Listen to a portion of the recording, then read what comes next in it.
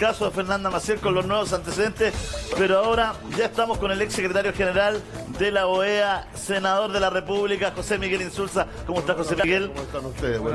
Bienvenido. Y estamos con la periodista venezolana Cristina Bastías. ¿Cómo está, Cristina?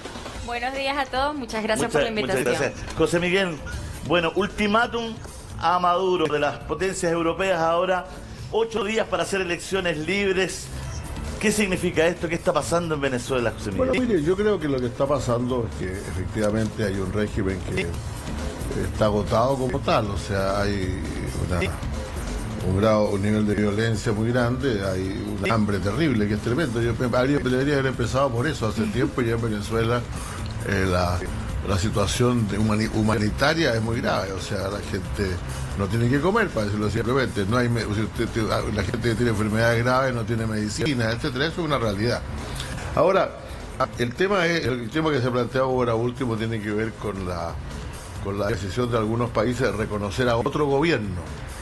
Yo personalmente he cuestionado eso y siento que en realidad para reconocer un gobierno, el gobierno tiene que tener algún mínimo control sobre el territorio del país, pues, o sea, si no probablemente toda la gente diría que mínimo poder, si no andaríamos todos inventando gobiernos en otras partes. No digo yo, pero lo que hizo el presidente Piñera. No, sí, a mí no me pareció bueno por lo que estoy diciendo, porque el problema que tiene, déjeme decir lo siguiente, a la vez muy claro que la oposición, es decir, encarnada en este momento por el señor Guaidó, tiene un amplio seguimiento, o sea, se vio en los actos del otro día, no hay ninguna duda de eso.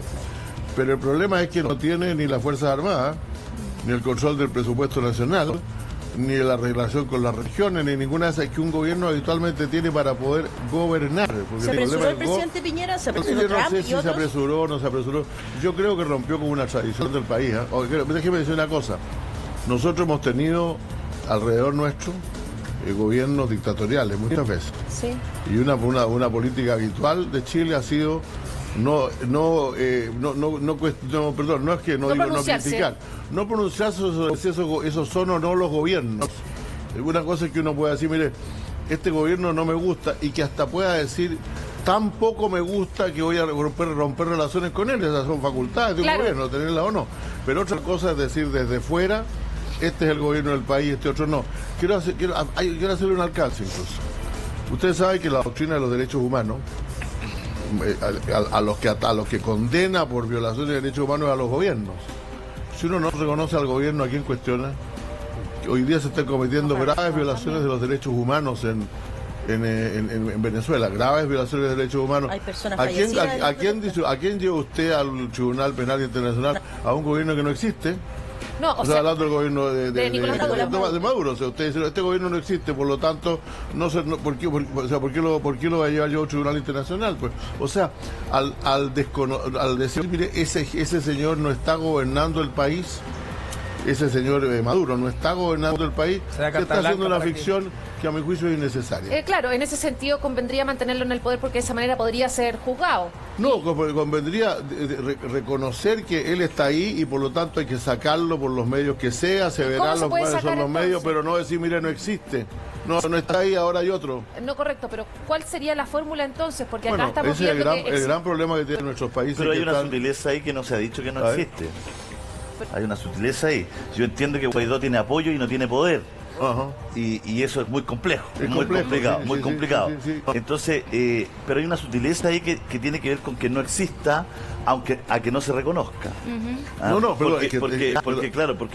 Porque en un mundo globalizado, en un mundo como el que vivimos hoy, no es como hace 20 años atrás, donde algunos dictadorcillos de poca monta, ¿no es cierto?, podían hacer lo que querían, sin que el mundo, sin que la comunidad... El mundo una parte del mundo, digamos las cosas con franqueza. Si yo soy muy partidario de un sistema internacional, yo soy muy favorable a la legislación internacional, etcétera, pero francamente este país que nosotros le decimos chiquito, este país es chico, es el número 34 o 35 en el mundo en tamaño, en población e incluso en economía un poco menos. Lo cual quiere decir que el mundo está compuesto por 193 países, de los cuales lo que realmente deciden estas cosas son unos 20. Esa es la realidad.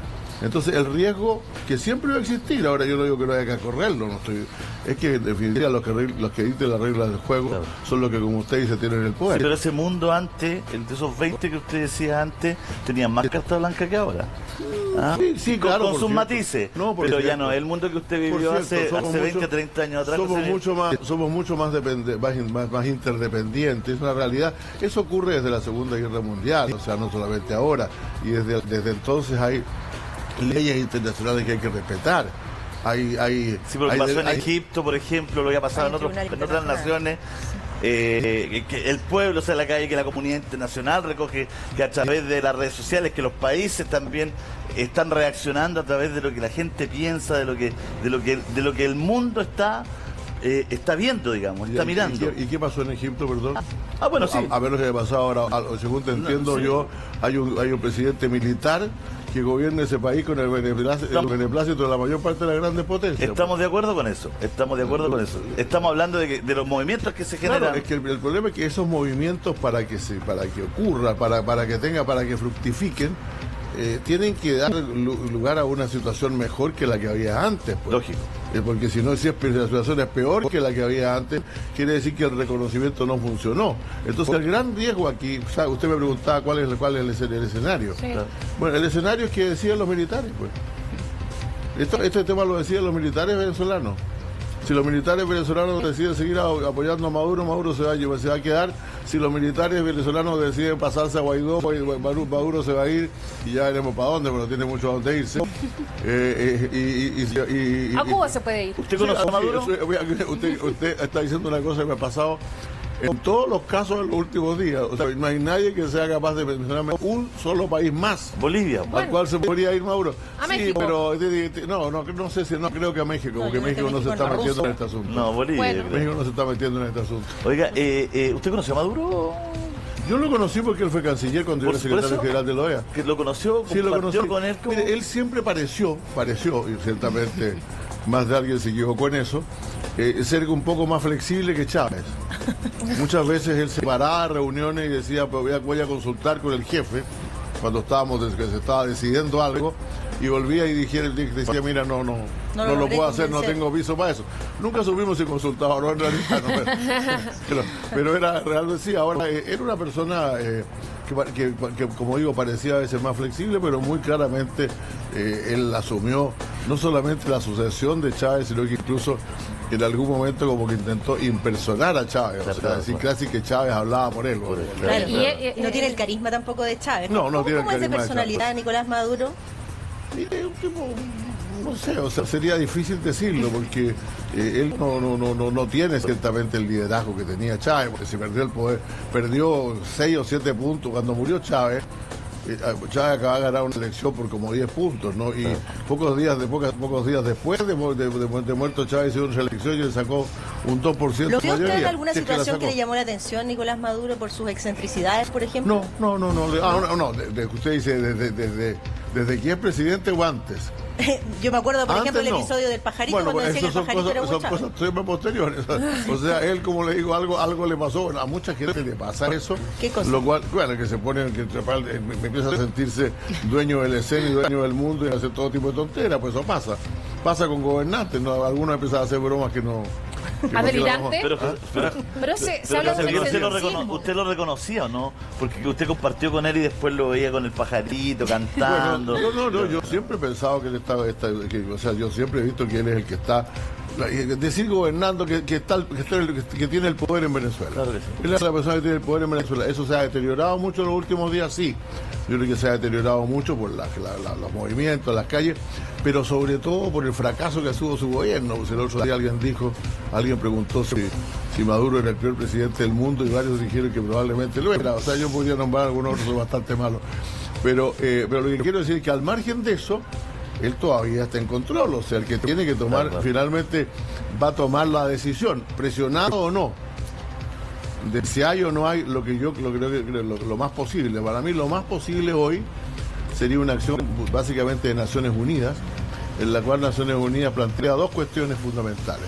No necesariamente otra elección, sino un referéndum revocatorio que existe en la Constitución venezolana para poder decir, mire, queremos o no queremos que este régimen siga. Pero una cosa parecida, votación con observadores pero con dos condiciones. Yo lo dije ayer en un Twitter. Primero, con una observación internacional seria, y segundo, con votos de la gran cantidad de venezolanos que viven en el extranjero, porque si no como dar demasiadas ventajas, hay como 4 millones de venezolanos afuera hoy día. Y con condiciones de libertad de prensa también, información. No, con todas las reglas que el organismo que actúa en este caso, que a mi juicio es complicado que sea la OEA. Yo quisiera que fuera la OEA, por cierto. Pero desgraciadamente en la OEA primero no había acuerdo respecto a qué hacer con el régimen de Maduro, y además el secretario general ha asumido una posición muy fuerte. Entonces sería mejor seguramente que el secretario general de Naciones Unidas, que no ha asumido una posición claramente contraria, sino que ha llamado al diálogo, todo lo demás, encabezara eso, probablemente eso sería a mi juicio lo más posible. Porque de lo contrario, repito, o sea, esto de entregarle el arbitraje a los militares es muy complicado, ¿no? Pero yo recuerdo una vez que en algún otro país, voy a decir en cuál, en Ecuador. En Ecuador, antes de Rafael Correa, ¿no? Antes de Rafael Correa. Hubo un grupo de parlamentarios que decidió desconocer al Tribunal Electoral. Digo, el Tribunal Electoral era fraudulento, un fracaso, etcétera. Y que por lo tanto había que destituir al Tribunal Internacional Electoral. Y el Tribunal Electoral decidió que estos parlamentarios estaban fuera de la ley, tenían que salir. ¿Qué es lo que significó esto? Que la decisión la tomó la policía, pues. La policía decidía si reconocía al Tribunal Electoral o reconocía al Congreso. Reconoció al Tribunal Electoral y sacó 32 parlamentarios del Congreso. Claro. Eso no es, a mi juicio, la mejor manera de hacer las cosas. Entregarle a la Fuerza Armada la decisión sobre el destino de los países. El problema es que el que tiene las armas, tiene la decisión en los países. Es así, en nuestra región, desgraciadamente, con bastante más frecuencia, ¿no? Ahora, porque finalmente a la hora los que hubo, como se dice, es simplemente uno obedece, no es. Ahora, creo que para Maduro, sin embargo, si no toma una decisión, el periodo en que se va a entrar es un periodo de aislamiento tremendo. O sea, más de lo que está. Bueno, pero es que la cantidad de países que de alguna manera han validado la opción de hacer de realizar un cambio de régimen es muy grande. Ahora, ¿qué consecuencias tenga eso para el orden internacional más adelante? Hay que ver. Es muy raro, lo que ha ocurrido en Venezuela no es muy habitual. O sea, por ejemplo, nadie planteó la posibilidad en el caso de Siria, claro, de reconocer un gobierno, bueno, a lo mejor porque temía que estuviera el ISIS en el gobierno, ¿no? Pero claro, nadie tomó esa decisión. En los tiempos de la guerra de Vietnam, algunos países reconocieron un gobierno revolucionario provisional, pero ese gobierno revolucionario provisional, es decir, gobernaba la mitad del país por lo menos, pues. O sea, tenía posesión de más de la mitad del territorio. José Miguel, también tenemos de invitada a Cristina Bastía.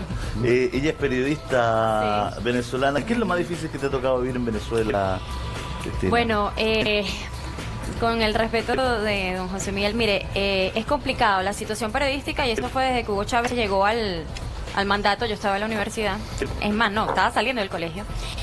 Y me acuerdo que ya era complicado uno buscar información. Ya cuando uno salía, tan solo por el hecho de ser periodista, ya te cerraban las puertas. Y en estos últimos tiempos, tengo acá los datos, se han registrado 498 hechos de violaciones a la libertad de expresión, y se han ido más de 2.000 periodistas del país, y hay una censura terrible. ¿2.000 periodistas han salido de Venezuela? Más de 12.000 periodistas. Cristina, pero disculpa, pero en el día a día, a ti como persona, en el abastecimiento, en la represión en la calle, para el ciudadano común, un poco para que nos imaginemos cómo viviste tú como persona, más allá como profesional y periodista. No, es terrible porque el dinero no te alcanza, no hay comida y desabastecimiento, que dicho sea de paso, todas las empresas principales están en manos del gobierno. Ajá. Ellos son los que se supone que tienen que resguardar la situación alimentaria. Además, la gente ha rebajado 11 kilos. En promedio. 11 kilos en promedio, porque se come 2 veces al día cuando mucho, o una sola vez. La gente está paniagua, y no es mentira ni exageración que la gente tiene que sacar la comida de la basura. Cristina, pero estamos hablando de todos los estratos económicos, de todos, porque hoy día ¿cómo está constituida la sociedad? Porque por ahí se decía que al principio, cuando comienza esta crisis, las personas con más dinero lograron huir principalmente a Estados Unidos, a Miami. En tu caso particular, ¿a ti te pasó que decidiste venirte porque te diste cuenta que la canasta o la caja básica que entrega el gobierno no alcanzaba, porque querías proyectarte a nivel familiar? Hábleme un poquitito de eso. Mira, lo que pasa es que esto ha sido, a ver, una escalada. Esto no fue de la noche a la mañana y que por eso es tan difícil entender el tema venezolano. Aparte que, como le decía aquí a mi colega, es súper complicada la política venezolana. No tiene nada que ver al resto de los países. No tiene que ver con Chile, con Argentina, es demasiado sui generis. La Constitución, todo. El día a día de los venezolanos, primero, la incompetencia del Estado venezolano con la inseguridad. La gente piensa que hay seguridad, no estoy diciendo que no, pero nosotros los niveles que vimos fue terrible. Yo dije no más cuando a un primo lo secuestraron y después otro tuvo amenaza de secuestro, lo secuestraron 2 veces ya cuando yo llegué, lo iban a matar, a mí me robaron a mano armada, me robaron el auto, me llamaron a la casa para pedir rescate por el auto. Yo dije no, ya yo creo que no lo puedo soportar.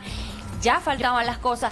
Lo que pasa es que este proceso de desabastecimiento tiene mucho más de 10 años. Lo que pasa es que ¿qué ocurría? Que no se sentía porque un mes faltaba el aceite, por ejemplo. Y tú dices, bueno, puedo sobrevivir, el mes pasa rápido. El otro mes, exacto, después faltaba el café, después, pero no lo sentías tan terrible porque, bueno, empezaban a aumentar las cosas. Ya, por ejemplo, por decirte algo muy mínimo, los champiñones que a mí me encanta comer, ya no los podía comer porque estaban a unos precios elevadísimos. Cristina, y ya era lujo. Eso te quiero preguntar, ¿cuánto es el sueldo promedio en Venezuela y cuánto cuesta, por ejemplo, una bandeja de huevos? Mira, actualmente dicen que el sueldo está en $6 mensuales. $6 al mes. ¿Y cuánto cuesta una bandeja de 12 huevos? No, te cuesta mucho más. O sea, al final la bandeja de huevos te puede costar como muy económico, digamos la mitad. Pero ya ahora... $3. Sí, o sea, compraste una bandeja de huevo y ¿cómo vives el resto del mes? No, es que ahí está el problema. Si te quieres comprar un pantalón, una polera, si no tienes zapatos. Es terrible. Entonces, ese es el problema de la gente, que por eso la gente ya se llegó a un estado de degradación humana tan grande, porque es que eso no tiene otro nombre. Yo cuando hablo con mis familias en Venezuela, de verdad te da ganas de llorar. ¿Y cómo lo hacen? Un sueldo de pollo. ¿Cómo lo hacen para sobrevivir todos los meses? ¿Cómo viven? No, bueno, se instauró, imagínense ustedes, un sistema muy antiguo que era el trueque. Resulta que la gente en el día a día tiene unos grupos de WhatsApp que dicen, mira, yo tengo, no sé, un paquete de poroto. Ya, yo tengo un paquete de fideo. Y así va la gente. Porque también es tan difícil conseguir los productos. Entonces la gente dice, ya tengo pañales.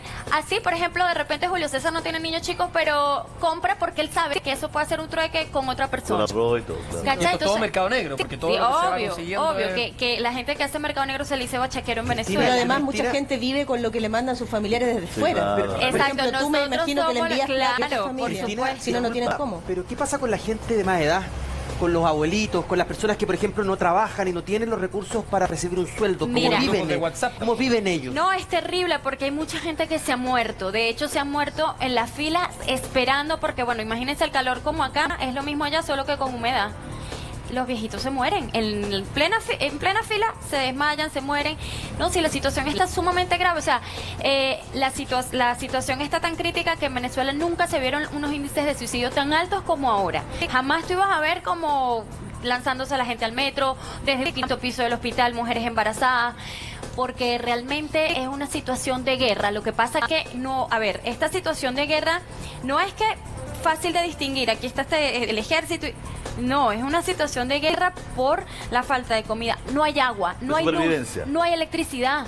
Y estamos hablando de 4, 5, 6 horas de un día entero. ¿Saben que hay partes de Venezuela que durante 20 días ha faltado el agua? ¿Quién aguanta 20 días sin agua? No. Bueno, aquí en Chile de repente hay gente que se le corta el agua. Pero 20 días sin una gota. Por último hay camiones... No, sí lo sé. Sí. Quiero sumar a esta conversación a Marzuli Mateus, que está en Venezuela. Marjuli, ¿cómo estás? Hola, muy buenos días, muchísimas gracias. Bien, Marjuli, la verdad es que queríamos saber, tú estás en Venezuela, ¿cómo está el ambiente de tensión allá en Caracas? ¿Cómo está la situación? ¿Cómo están las calles? Bueno, las calles están desoladas, están conmutativas, la gente trata de hacer su vida más o menos normal, aunque como bien describía Cris, la normalidad acá se perdió hace bastante tiempo. Entonces, los venezolanos en este momento están a la expectativa de todas las acciones que pueda emprender Juan Guaidó y también de las reacciones que puede emprender Nicolás Maduro, porque esta situación es inédita en Venezuela. Creo que en la región no recuerdo en la historia otro caso de un país con 2 presidentes disputándose el poder. mientras que la población está sumida, como bien describían anteriormente, en una grave crisis humanitaria, una crisis económica, una crisis social y una crisis humana que tampoco tenía precedentes en Venezuela. Además, Venezuela era un país acostumbrado a la bonanza, un país acostumbrado a tener y a recibir a la gente. Entonces, ahora somos nosotros los que estamos saliendo y estamos viviendo una situación realmente precaria. Marculi, ¿cuál es el sentimiento de la gente en la calle, en las casas, en las familias? ¿Hay temor, hay miedo? Porque por un lado está la posibilidad, o se ha conversado así a nivel como escondido, ¿no? Que se produzca una especie de guerra civil. Así, ojalá eso no suceda, porque tienen miedo a cuál sea finalmente la acción que tome Maduro y en este caso las fuerzas militares. No hemos llegado a un nivel de guerra civil, afortunadamente, y en las calles la gente, yo he salido a reportear estos días y me ha sorprendido que no hay miedo. Me decía una señora, y es algo que se ha corrido por redes sociales, una frase muy impactante, que es que nos han quitado tanto que nos han quitado hasta el miedo. Me lo decía esta semana una señora bastante mayor a la que entrevisté en una de las manifestaciones de Juan Guaidó. Siento que la gente tiene otra vez esperanza. Siento que en este momento, por lo menos desde mi punto de vista como periodista y como ciudadana, no había habido un líder en la oposición que hubiese logrado el apoyo, el respeto y el respaldo que tiene Juan Guaidó. De modo que la gente está solamente esperando que suceda, están confiando en los pasos que ha dado Juan Guaidó de cara hacia la ciudadanía, está dando pasos certeros, seguros, ha demostrado que ha ido conquistando espacios tanto en lo nacional como en lo internacional. Y están confiando en él, están confiando en sus decisiones, están confiando en los pasos que está dando, de modo que no siento que haya miedo como había antes, como había en el 2017, que había mucho miedo, sobre todo a la represión. El gobierno de Nicolás Maduro fue mucho más agresivo en cuanto a reprimir a los manifestantes. En este momento están cambiando la táctica y ahora no es tanto la represión directa como veíamos en 2017, disparos de perdigones a quemarropa, incluso desenfundar armas de fuego como vimos cerca de la Pinira en 2017, pero ahora hay un viraje que no deja de ser menos preocupante, y es que tenemos al saldo de hoy casi 800 detenciones arbitrarias. Esto es un saldo enorme que supera incluso los 4 meses de 2017, y esto ha ocurrido en tan solo una semana. Entonces estamos frente a un gobierno, frente a un régimen represor que utiliza distintas tácticas de intimidación y utiliza distintas tácticas de violaciones a los derechos humanos. Se reportaba ayer el Foro Penal Venezolano, una organización que tiene más de 8 años operando en Venezuela de defensa de los derechos humanos, reportaba incluso niñas de 12 años detenidas en el estado de Aragua, lo cual es sumamente preocupante. Hay un muchacho de, si mal no recuerdo, 16 o 18 años que sufre de cáncer y lo tienen detenido desde la noche del miércoles, no le han permitido ver a su familia. Entonces estamos frente a un régimen que no tiene piedad contra su propio pueblo. Estamos frente a un régimen que está penetrado en las Fuerzas Armadas, está penetrado en sus órganos de seguridad por agentes de inteligencia cubana, lo cual está demostrado. Además, incluso en el de identificación me pasó a mí, llamé porque tenía un problema con mi usuario para el pasaporte y me atendió un cubano, con acento cubano me respondía. Entonces estamos frente a un régimen que tiene, no solo está penetrado por agentes extranjeros, que les puede doler mucho menos la población, sino que estamos frente a un régimen... Dime. Marculi, dame solo un segundo. Estamos con José Miguel Insulza, acá en el estudio, exsecretario general de la OEA y senador de la República. José Miguel, ¿qué es lo que puede pasar con este ultimátum? ¿Cuáles son los escenarios? Mire, los escenarios son, yo creo que hay solamente 3 escenarios posibles a estas alturas. Los primeros 2 que no me gustan, pero los digo. Primero, que se divide el ejército y hay una guerra civil. Segundo, que no se divide el ejército y apoye y siga apoyando a Maduro, porque yo creo que es muy difícil que el ejército entero pase a apoyar a Juan Guaidó. Como digo, que hay una represión mucho más intensa, mucho más fuerte. Tercero, que la comunidad internacional realmente tenga una acción efectiva planteando dos cosas centralmente. Primero, un referéndum al cual participen todas las condiciones que hemos dicho aquí, todos los venezolanos y venezolanas, sin ninguna exclusión, sin ninguna limitación, con plena observación internacional y con voto de los que están en el extranjero. Pero eso... Y segundo, que ese organismo internacional asuma la necesidad de una intervención humanitaria muy pronto, porque la gente, como he dicho, está masivamente en condiciones, pero realmente... Es que... Ahora, el otro día incluso el secretario de Estado de Estados Unidos, mucho respeto, pero en la OEA, anunció que había 20 millones de dólares disponibles. Usted se da cuenta qué es lo que hacen con 20 que usted... Una broma. Claro, siempre es una gota cuando no hay agua, no sé, 20 días, una gota está buena, ¿no? Pero la verdad es que no es... Yo creo que el nivel de lo que se necesita es mucho más que eso. Estábamos conversando fuera de micrófono la posibilidad de que Estados Unidos interviniera y usted me decía, solo no, jamás. Bueno, Estados Unidos tiene una doctrina algo distinta en los últimos tiempos y esto ni siquiera es de Trump, sino que también lo dijo Obama. El 2 de las cumbres de las Américas, que me tocó estar con él, que dijo, mire, nosotros, Estados Unidos, somos un partícipe más de estas Américas. Nosotros vamos a hacer lo que todos acordemos juntos hacer. O sea, si Estados y Unidos Trump sigue con lo mismo, por lo tanto, si Estados Unidos no va a mandar como antiguamente, no lo haría jamás, no tiene ninguna condición interna para hacerlo por lo demás. Yo quiero hacer una aclaratoria, porque no tenemos dos presidentes. Actualmente tenemos uno solo, que es el encargado, que es Juan Guaidó. Porque si han leído la Constitución venezolana, se dará cuenta que el artículo 233, es más, está en su género, y por eso le decía, la política venezolana, que yo como ciudadana puedo solita hacer valer la Constitución. Pero usted puede hacer valer la Constitución, otra cosa que le hagan caso. Bueno, ese es el problema. Por eso Maduro Maduro está usurpando si yo el lugar que corresponde. Si yo no estoy en desacuerdo Maduro con la no calificación. Es que Maduro en este momento no es presidente. Es que no nos equivoquemos. No, es que si no es presidente, entonces el problema se resolvió. Que mañana, él tiene que aceptarlo, don Juan Guaidó inicie una nueva política económica, mete en cintura todos los problemas de derechos humanos.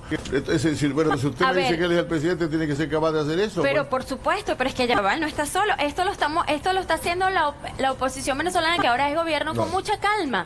Porque si le recuerdo, las elecciones pasadas fueron cuestionadas. Porque además las autoridades del Colegio Nacional Electoral no se han renovado en 20 años de gobierno. Dígame, ¿qué gobierno democrático puede estar eso? Solamente hay un punto, porque aquí lo que dice el senador Insulza es claro. Aquí al final, al margen de la investidura de presidente, que sí todos estamos de acuerdo aquí, que hoy es Juan Guaidó de acuerdo a lo que acepta la Constitución. Exacto. Una cosa es el nombramiento y el cargo que uno ostenta, y otra cosa es quien ejerce el poder. El poder, lamentablemente, con la situación que estamos viendo incluso en pantalla, lo ejercen hoy día las milicias. Y las milicias están hasta hoy día atrás de Nicolás Maduro. Por lo mismo, Nicolás Maduro hoy día es el que tiene el poder. Es el presidente no de facto, pero es el presidente de hecho. Si me permiten hacer una intervención al respecto. Juan Guaidó estos días lo ha dicho. Ellos están conquistando los espacios de poder para poder ejercer. Él ha sido que él no va a decir cosas por decirles y que luego no las pueda ejercer, de modo que ha ido conquistando espacios y hay comunicación con las Fuerzas Armadas Nacionales y están trabajando en conquistar también ese espacio. Recuerden que para la salida democrática y la transición en Venezuela hay 3 fichas claves. Está el apoyo internacional, el apoyo popular y el apoyo militar. Son 3 fichas de las cuales Guaidó tiene 2. Pero lamentablemente Maduro todavía controla una, que es la fuerza militar. Y en este punto, Guaidó ha sido muy claro en decir que hay cosas que él no puede decir porque obviamente se trata de negociaciones que son delicadas y de eso puede depender la transición pacífica o no en Venezuela. Claro, es por eso que ofreció también una amnistía a todos aquellos militares que quisieran apoyar en este caso a Guaidó y a los seguidores. Claro, lo que pasa es que la historia dice José Miguel, que toda transición para que sea oportuna, José Miguel, y para que pueda ocurrir, necesita al menos de la disposición del dictador.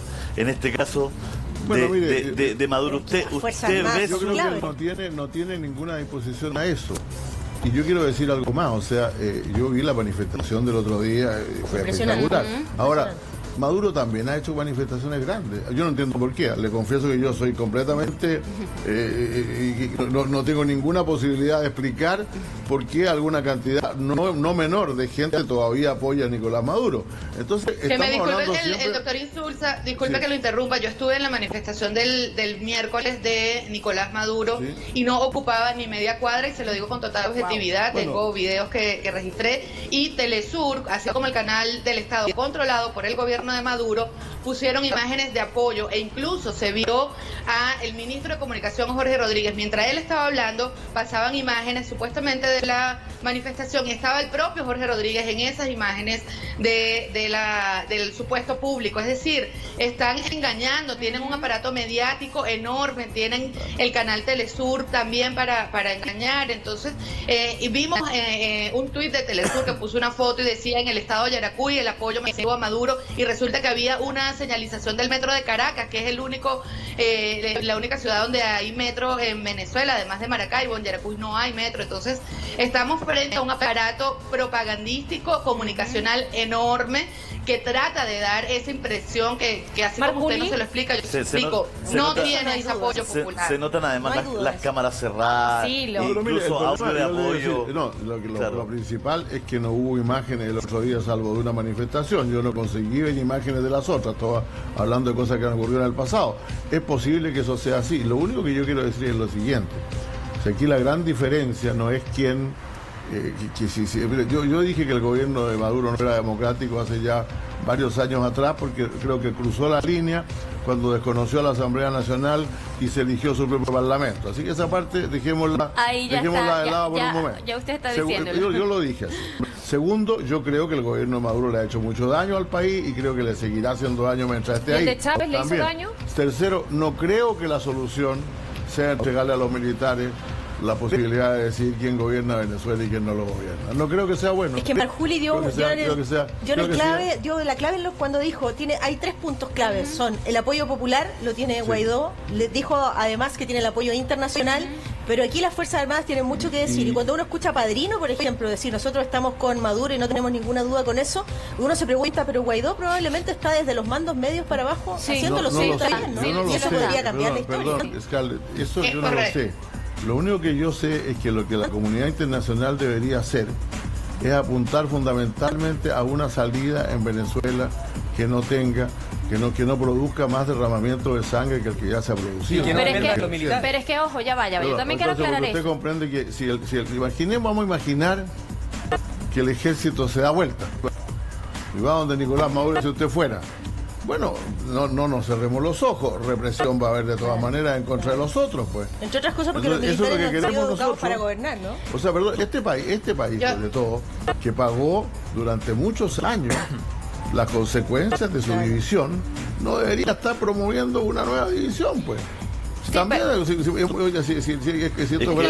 está, pues. Déjeme decir lo siguiente, hay un caso interesante que no se ha recordado aquí. Hay un caso interesante que no se ha recordado aquí, que el caso de los coroneles griegos. ¿Por qué cayeron los coroneles griegos? Porque nadie quiso gobernar con ellos. Ese es un caso en que no hubo golpe militar. El gobierno estaba completamente en manos de las Fuerzas Armadas, pero simplemente en Grecia no había nadie que quisiera gobernar con ellos y tuvo que buscar una salida. Entonces, ¿dónde está la salida? No, es que lo que yo digo que puede estar precisamente lo que yo he señalado.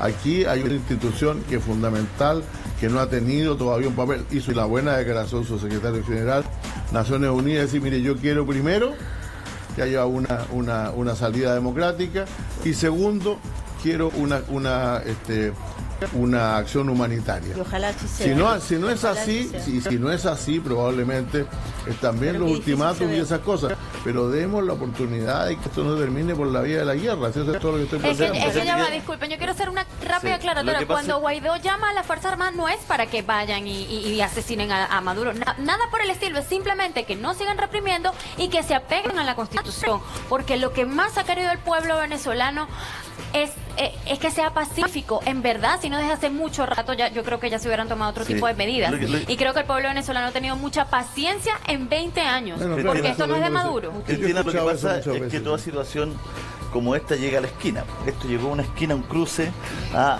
había estirado el chicle mucho rato, llega a la esquina, llega al cruce, y un cruce que los venezolanos están viviendo, ¿no es cierto?, con violencia, con miedo, pero también con la esperanza. Marculi, tú querías hablar, me imagino, con la esperanza de una negociación, lo que el mundo quiere para Venezuela, una salida pacífica, lo que quiere, no quiere guerra civil, no quiere división en el ejército, ojalá una negociación para que hayan elecciones libres, elecciones con veedores internacionales, con prensa libre, ¿no? Sí, exactamente, eso es lo que está esperando el pueblo venezolano, y yo creo que por eso caló también el discurso de Juan Guaidó, porque ha hablado de amnistía, pero ha hablado de justicia, no ha hablado de impunidad. No, amnistía no significa que los violadores de los derechos humanos queden impunes. Ha hablado de elecciones libres, de gobierno de transición, ha adelantado incluso el tema económico, la recuperación económica y la ayuda humanitaria, que es urgente. Nos encantaría, como país petrolero que somos, poder tener ahorita los recursos para nosotros mismos salir adelante económicamente, pero han dilapidado todos nuestros recursos, y se habla de que Estados Unidos está detrás de esto, detrás de nuestro petróleo, pero resulta que tenemos más de 31 billones de dólares en deuda con China y Rusia, por ejemplo. Entonces, ¿quiénes son los que realmente están detrás de las riquezas de Venezuela? Entonces, ¿qué es lo que quiere la población? Quiere que Maduro sencillamente se vaya, es el clamor, es lo que sales a cualquier esquina y cualquiera lo dice. Yo quería aclarar que en Venezuela no hay polarización. Esto no es un tema ni siquiera ideológico, ni de derecha ni de izquierda, porque además aquí la definición ideológica política ha sido muy tenue. Nosotros no somos un país en el que haya habido una izquierda radical o una derecha radical como en otros países. Entonces, aquí es un problema humanitario, es un problema de un país devastado por un régimen criminal que ha dilapidado sus recursos y ha masacrado a su pueblo. Entonces, ¿qué es lo que se quiere? Obviamente no queremos más derramamiento de sangre. En la última semana hubo por lo menos 26 muertos en condiciones de represión, todos por disparos de arma de fuego. Entonces, eso no lo queremos más. Venezuela lo que necesita es que este régimen y pague, además, cada uno de los miembros del gobierno pague sus culpas, pero que esa transición sea lo más pacífica posible y que no cobre más vidas. Bueno, vamos a José Miguel. La verdad es que los deseos de Marculi y Cristina son los deseos de casi todo el mundo, ¿no? Nosotros, pues, pero una cosa es, otra cosa es con guitarra. ¿Cómo se hace? Quiero recordar una cosa, porque mucha gente se ha acordado muchas cosas de este país y todo lo demás. Allá por el año 1973, ustedes recuerdan que hubo una huelga de camiones en el año, en octubre del 72. Por ahí, no recuerdo qué mes, pero sería marzo, sería abril. Empezaron de nuevo con problemas, etcétera. Y una periodista le preguntó al jefe de la guarnición de Santiago, general, ¿y usted cree que si las cosas siguen así, va a ser necesario que salga el ejército, que salga el ejército? Y este general, que era visto en ese momento como una persona más bien ligada al comandante en jefe de entonces, le dijo una cosa muy sincera, le dijo: ojalá que no, señorita, porque cuando el ejército sale a matar. No quiero recordar el nombre de ese general, ¿para qué? No es necesario recordarlo siquiera. Pero después gobernó el país durante 16 años. Esta es la realidad. Entonces, yo no quiero eso para Venezuela. No, yo tampoco. Yo no quiero eso para... No, es que el problema es que no es quererlo o no quererlo, es que a lo mejor no estamos de acuerdo en la mejor forma de lograr que eso no ocurra. Sí, pero ahora tenemos que pensar que tal vez si existe un pronunciamiento por parte de los militares en favor de Guaidó y se abre el espacio también a que los organismos internacionales, la ONU, la OEA, ayuden a regular este proceso, podríamos evitar ese que hoy día el mundo otro, eso es lo que le decía a José Miguel, ya no es como hace 50, 60, 70, 60 años atrás. O sea, el mundo cambió, es diferente, los ojos están puestos en Venezuela. Incluso Juan Guaidó dice, José Miguel, él dice: yo estoy acá para hacer elecciones. Claro. Él ni siquiera dice desde el primer día, no dice yo estoy acá para gobernar este país, quedarme 20 años. No, él dice yo estoy aquí para dar garantía y hacer elecciones. Este sigue siendo, a pesar de todo lo que se ha dicho, de la globalización, todo lo demás, además en materia económica existe una sola economía. El que tiene las armas tiene el poder. Eso está claro. No, este sigue siendo un sistema internacional que se rige por la existencia de estados nacionales de muy distinto tamaño que sin embargo hay la ficción de que son primero soberanos y segundo que tienen la misma fuerza. En este mundo, igual que en el anterior, siguen gobernando algunos y no gobernando todos, porque de lo contrario no sería necesario tomar estos resguardos. Yo estoy de acuerdo en que la autodeterminación no es lo que era, estoy de acuerdo. Eso cambió, como digo, hace 50, 60 años atrás o más. Pero la ficción de la autodeterminación lo que tiene por objeto es que es protegerse, que algunos más débiles se protejan de algunos otros que son más fuertes. ¿Le puedo hacer una pregunta al hueso, como dicen los futbolistas? ¿Sí? Usted, como alto comisionado de Naciones Unidas, porque usted ha sido funcionario internacional, si estuviese en el puesto de Michelle Bachelet hoy día, ¿habría ido desde el primer día a Venezuela? Esperaría las instrucciones de mi secretario. Juan Guaidó la está pidiendo con urgencia. Si algún funcionario de la OEA hubiera hecho lo que le están pidiendo a Michelle Bachelet, yo le habría pedido su renuncia, porque para eso tengo derecho a hacerlo. Michelle Bachelet es designada por el secretario general y tiene que ceñirse a las instrucciones del secretario general. En eso trabaja. Si se pusiera a hacer cosas independientes, no estaría cumpliendo su función. ¿Usted no hubiera ido? Creo que esa es una trampa que alguna gente de la derecha chilena le está poniendo a la presidenta Bachelet, que ciertamente ella no va a aceptar. ¿Y cuándo debería la presidenta Bachelet o expresidenta Bachelet ir a Venezuela? Ella podría ir ciertamente en el momento oportuno a ver los temas de derechos humanos. Para eso tiene facultades, pero aún así, si yo fuera ella, preguntaría qué opina el secretario general de Naciones Unidas, porque es fundamental a esta altura que el único organismo que de alguna manera puede entrar a tallar en este problema, en este momento puede entrar a tallar en ese problema, lo haga de manera unitaria, y no empiece cada persona a manejarse por sí misma. Pues. En concreto, Bachelet tiene jefe. Exacto. Y usted tiene Twitter. No, seguramente tuitea todo. Puso uno bien polémico. Así. A los diputados UDI que dicen que fui blando con Venezuela, dedico esta foto de su presidente en guardia de honor ante el féretro de Hugo Chávez. ¿Sabes? Esa foto tiene por objeto cerrar una cosa. O sea, Venezuela era muy distinto. No estoy diciendo que fuera distinto adentro. La percepción internacional respecto de Venezuela era muy distinta cuando yo era secretario general de la OEA que hoy día. En ese momento yo quiero recordar, al funeral de Hugo Chávez no es que haya ido solamente el presidente Piñera. Es decir, yo creo que el presidente Piñera fue porque no tenía otra alternativa, sino que si fueron todos, pues. Estaban absolutamente todos. Yo recuerdo perfectamente que llegó el presidente Piñera, con el que era su ministro del Interior en ese momento, también era Andrés Chadwick, con el cual yo me encontré y me dijo, tú me podrías decir quién es cada uno de estas personas, y yo le fui indicando a cada uno de los presidentes de América Latina, uno por uno estaban todos ahí. Entonces no comparemos épocas, eso es todo lo que yo pido, no comparemos tiempo. Yo no me comparo con Luis Almagro no se compara conmigo, y dejémoslo hasta ahí nomás, porque fueron periodos completamente distintos. Se mueren más de 25.000 personas al año. Sí. ¿Qué más hay que esperar? ¿A que se muera, no sé, un tercio de la población? No, yo estoy de acuerdo con usted, por favor, no hay que esperar, sí, pero busquemos soluciones posibles. Hay que esperar, entonces a veces yo siento que la desidia de la gente, y para todo, y por eso le agradezco a los medios chilenos, porque le han dado una buena cobertura, que por fin, después de que el pueblo se está desangrando, porque es que no tiene otro nombre, están abriendo los ojos. Pero yo digo, ¿hasta cuándo más? O sea, hasta ya ver el problema es que la única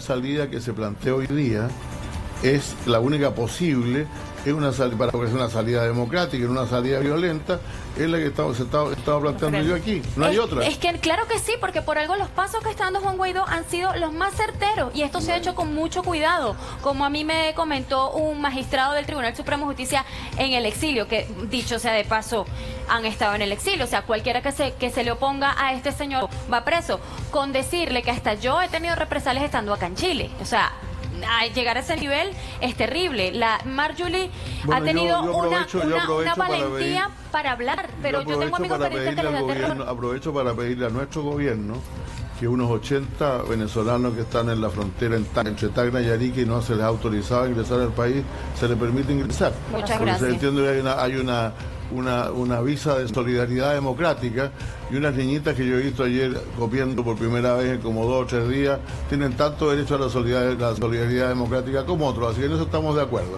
Pero lo que yo quiero decir es bien simple. Yo lo que estoy planteando es una solución posible. Yo estoy seguro que el señor Guaidó aceptaría un referéndum patrocinado por Naciones Unidas en el cual se dieran todas las garantías. ¿Por qué no ensayamos eso? Pero es que no está en la Constitución.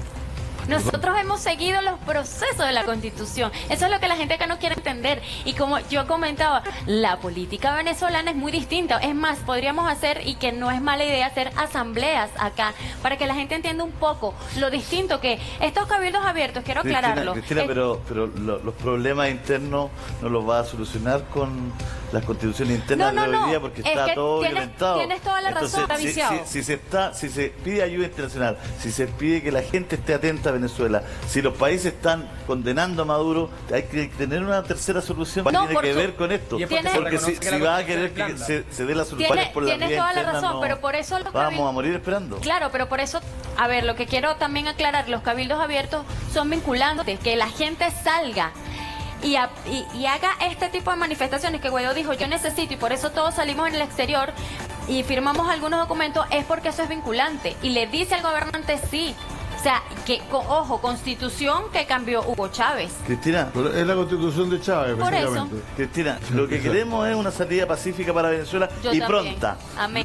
Pronta. Lo importante es que, como decía, esto llegó a una esquina, llegó a un cruce, se necesitan soluciones prontas y oportunas. Gracias, José Miguel, por venir al programa. Gracias, Cristina. Gracias a Marjuli, que está en Venezuela, en Caracas. Un beso gigante para ti, Marjuli. Que todo salga bien. Bueno, nosotros cambiamos de tema rápidamente. 9